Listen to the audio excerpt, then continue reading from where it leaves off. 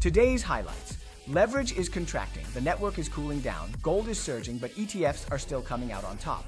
The flow of funds into gold has shifted from broad-based irrigation to targeted bursts. Has the old script of sector rotation really stopped working? People are saying stop fantasizing about an altcoin season.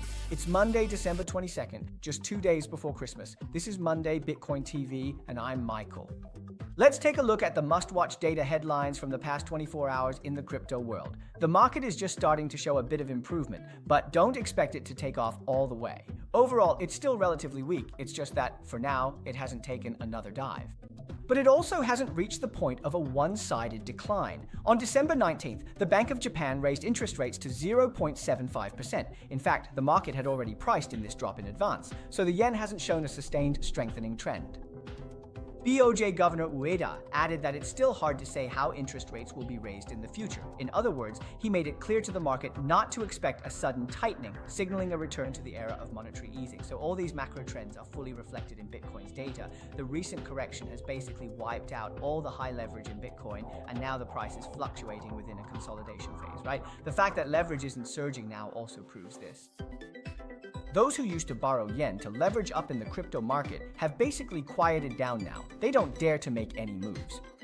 Let's take a look at Coinbase's premium index. It's climbing up from a deep trough now at about 1.1, but it still hasn't reached a level that would indicate that US spot capital, the kind that represents political weight, is entering the market. They're still on the sidelines. So this rebound feels more like a weak recovery rather than a true market reversal. Looking at the on-chain data, to put it plainly, the market is in a self-cooling mode. The Bitcoin bull bear indicator is stuck in the bear market range, hovering in an indecisive position. The price is still there. What does it mean when the price is below the 365-day MA moving average? It shows that the market hasn't really recovered from a technical perspective yet, and the number of active addresses on-chain is also telling the truth, dropping from 433,000 to 415,000. There are clearly fewer people frequently trading, and some institutions have also started to hit the brakes.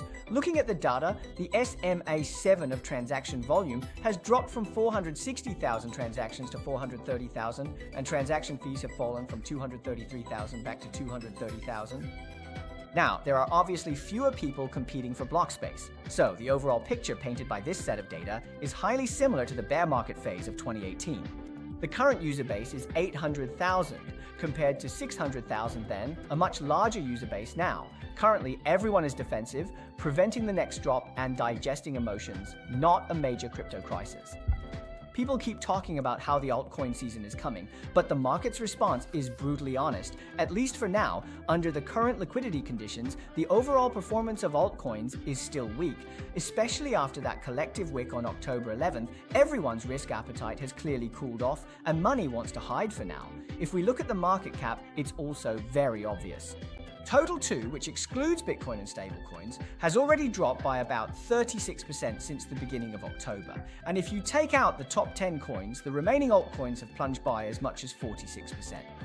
In just 3 months, altcoins have experienced a massive round of deleveraging. From a technical perspective, things aren't looking any better. On Binance, only 3% of altcoins are still above their 200-day moving average, which basically means that long-term bulls have almost disappeared. So this isn't just a simple correction, it's the result of both liquidity and participation willingness shrinking at the same time.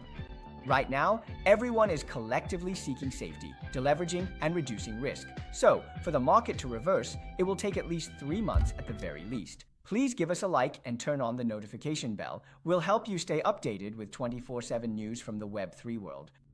Today, we're not going to talk about anything too macro. Instead, let's discuss something related to your portfolio. How many altcoins do you hold? What percentage of your portfolio is made up of altcoins? Share the ratio in the comments so we can see how many people are holding mainstream coins and what your altcoin proportion is.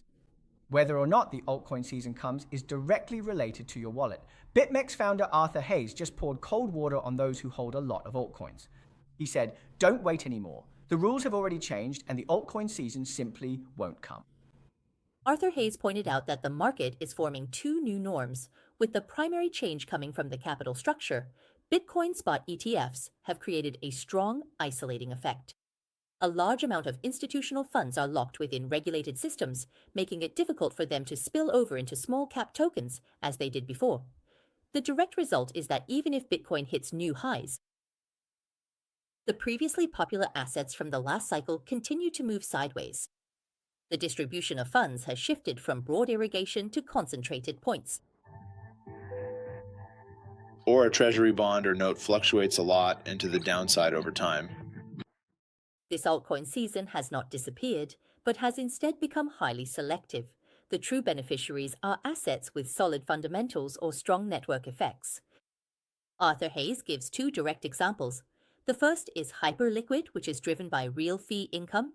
The second is Solana, which has surged significantly due to the revaluation of its high-performance infrastructure. To put Arthur Hayes' words into simpler terms, it's not that altcoin seasons are gone, but rather that altcoin seasons have become a filter for altcoins. What does that mean? In the past, Bitcoin would go up, then Ethereum would follow, and then altcoins would go wild. Now, this logic might need to change. Why? Because projects without a community, without infrastructure, and without real fee-based revenue might not even qualify as altcoins anymore. They can only be called junk coins. So now institutions will selectively hold certain coins. For example, Solana. It's fast, it's stable, and it's centralized, right? Then there's Bitcoin, it's decentralized and has high value. And then there's Ethereum. Its infrastructure is something everyone can choose to build on. So you have to ask yourself, what problem does the altcoin you hold actually solve? Does it generate any real returns? If you don't understand it, just treat it as a speculative product. If you do understand it, then include it in your core holdings. Let's talk about ETFs. The total value of crypto ETFs at their peak was $50 billion, but now it's dropped to $38 billion, and it might still be declining a bit. But you should know that it took gold ETFs 2 years to surpass $1 billion after they were launched, while Bitcoin ETFs reached that milestone in just a few months. So the speed at which consensus is formed is completely different. Many people say that rising too quickly isn't necessarily a good thing. There could be a bubble, right? But Bloomberg analyst Eric Balchunas directly pointed out that although gold's price performance hasn't been impressive compared to Bitcoin's this year, the narrative around ETFs has already completely changed the logic and approach of capital allocation. In the future, the Bitcoin spot ETF IBID is the only ETF on the list with a negative return for the entire year, having dropped 9.59% so far this year, yet its capital inflow still ranks 6th. It even surpasses the gold ETF GLD, which has risen by 64%. The rest of the rankings are still dominated by traditional assets, including the Vanguard S&P 500 ETF and the iShares Core S&P 500 ETF, among others. The divergence between returns and capital flows highlights that investors still have long-term confidence in Bitcoin. You need to understand one thing about ETFs. While it looks like these institutions are buying, where does their money come from? Most of it comes from the baby boomer generation. Old American holders, old money buying ETFs. They're not going to bother with things like private keys. Why bother with exchanges or downloading any software? They just let their brokerage or agent buy an ETF for them. Simple and straightforward, right? So even if the price pulls back, the ups and downs over a month or two are negligible to them. What they care about is the long-term trend. So a large part of the current selling pressure is actually from old players cashing out their profits. On top of that, some option strategies in the US market might also be suppressing the market, which is very common in US stocks. So don't forget, if we look at Bitcoin's gains in 2024, it's up 120%. From the perspective of $80,000, the compound annual growth rate for Bitcoin in 2025 will be just about 50%. What does this mean? Compliance is advancing, the overall policy environment is favoring mainstream assets, and old money is allocating funds. Although volatility remains, the fundamental nature of the market bottom has already changed.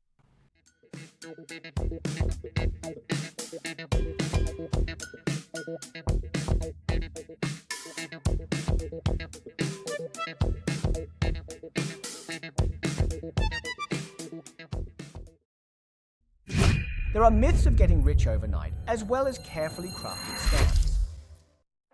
This is a chaotic and lawless dark forest, but it also nurtures the spark of hope that leads to the light. The ultimate destination of faith is freedom. The endpoint of consensus is equality. This episode of TV will guide you through the fog, help you see the future, and let's get rich together, step by step.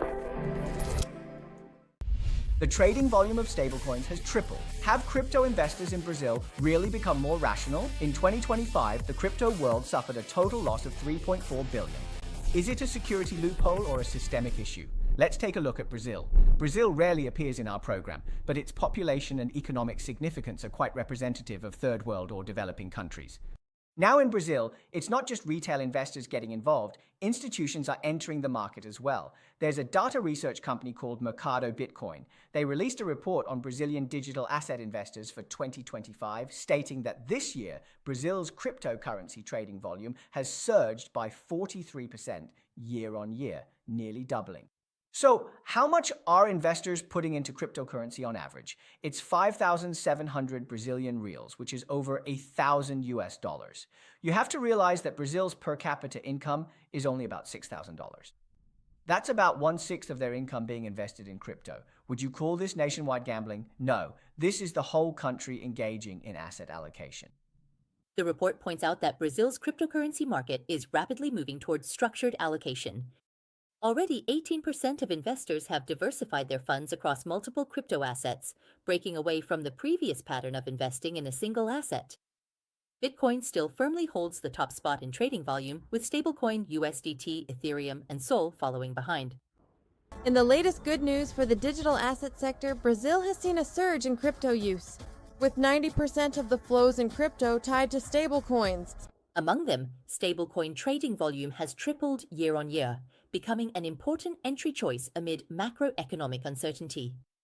At the same time, low-risk crypto products are set to boom in 2025, with the local market becoming a hub for Render Fico digital fixed income products, and investment amounts surging by 108% year on year. Jim Marketo Bitcoin distributed approximately $325 million in returns to investors that year. What about Brazil? The average age of the population nationwide is around 36, so it's not a young country. It's actually entering an aging society. However, the number of people under 24 investing in cryptocurrencies in Brazil increased by 56% in just 1 year. Moreover, high net worth institutions have also started to get involved. The southern and eastern regions are the hottest spots. What does this indicate? Once institutions enter the market, their goal is to reduce the risk probability in the crypto space by bringing in some asset allocation, thereby lowering the volatility of the crypto market.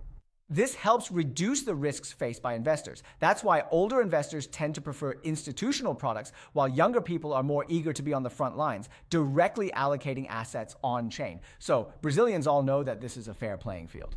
You might not have been born with a silver spoon in your mouth, but through your own efforts, you can still achieve a leap in wealth. I've always felt that in the crypto world, aside from those who get lucky trading contracts and make a fortune, it's the hackers who earn the most.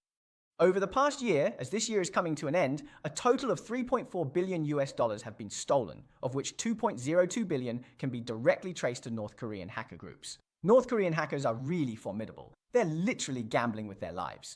While everyone else is trying to protect their money, these guys are risking their lives. It's said that if they don't meet their targets, they might even face execution by firing squad. So in February, they directly took $1.5 billion from Bitfinex, which is more than the total amount lost in all of 2024. And then in June, people discovered hackers have started using AI to launch attacks. AI-powered hacking has now surged by 1,000%, so the security protocols everyone relied on before may no longer be sufficient in the age of AI. It seemed like this was the most collaborative I've ever seen crypto Twitter. That is to say, people who care about privacy on Solana, Cosmos, Ethereum, Bitcoin, all of them were like, oh, actually, I like seeing Zcash doing well because privacy is such a fundamental part of crypto. Hackers have already established a complete operational chain, leveraging the transparency of blockchain to conduct on-chain data analysis and carry out the entire process from targeting victims to laundering funds. Catastrophic losses have forced the industry to reassess the value of privacy technologies. Solutions represented by Wenku increase the difficulty of tracking by splitting addresses across multiple chains, rotating them and introducing random delays, thereby striking a balance between privacy protection and compliance verification. The successful attack by the Lasalu Group also reveals that crypto security has escalated into a national-level asymmetric confrontation. So, in this dark forest, as you can see, there are hackers with national backing who are wealthy, patient, and highly motivated. Plus, AI is now used to analyze your code and pinpoint vulnerabilities. So, the old security systems and firewalls need to be re-examined. That's why more and more countries and organizations are starting to consider how to embed privacy into the very foundation of tokens. Because in the crypto world, the best defense isn't just yours alone. How strong are your skills? How high are your walls? It's about making it so hackers can't even find where your walls are. In my view, when it comes to true privacy coins, not those that just pretend to offer privacy, there's only Monero. It's the pioneer of truly decentralized privacy coins, and it evolved from the world of hackers. So whenever you see an exchange delist a privacy coin, just go ahead and buy it. XM2 is the true pioneer of privacy coins. Make sure to remember this wealth secret. I bought it at 69, and now it's already over 400. All right, time to run. According to Bitcoin core developer James Lopp, quantum computers are still far from being able to instantly break Bitcoin, but if we really want to change the protocol to guard against future risks and safely migrate such a massive amount of funds, that's definitely not a small project. At the very least, it would take 5 to 10 years. It's the kind of upgrade that has to be done slowly and can't be rushed. Precious metals are really going crazy this time. Gold has shot up to $4,400 per ounce, rising nearly 70% this year. Silver is even more dramatic, breaking above $69 per ounce for the first time and more than doubling in value this year. Capital is both seeking safety and chasing gains, all flooding into the gold and silver track. This time, the message is straightforward. American banks are not prohibited from dealing with cryptocurrencies. As long as transactions are compliant, they can buy and sell, and even provide custody services. This essentially gives traditional banks an official green light. Coinbase CEO Brian Armstrong put it bluntly. Prediction markets should naturally be regulated by the US CFTC. If any state insists otherwise, they're just making it harder for Americans to use good tools and are holding things back. Michael Saylor laid it out clearly.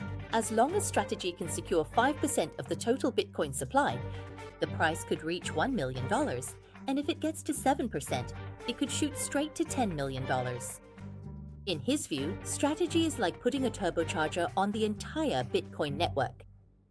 Today is Monday. Our members-only weekly review is out. These weekly reviews have been ongoing for 6 years with one goal: using simple indicators repeatedly to build your trading system and market intuition. As in B-School, judging the market is never just about predicting prices or levels. You first need to know what stage you're in, what the trend is, whether it's a consolidation, a downtrend, or a rebound. This determines which strategy you should use for trading. Most people lose money not because they picked the wrong direction. It's because you haven't truly kept the market conditions and trends in mind. Our weekly review is meant to address this. Don't mistake a technical rebound for a trend reversal. As a result, you go into aggressively when you shouldn't be heavily invested. When it's time to play defense, you still think it's time to attack. So, truly consistent traders always ask themselves before entering a trade, is this market suitable for expanding gains, or should I prioritize survival first?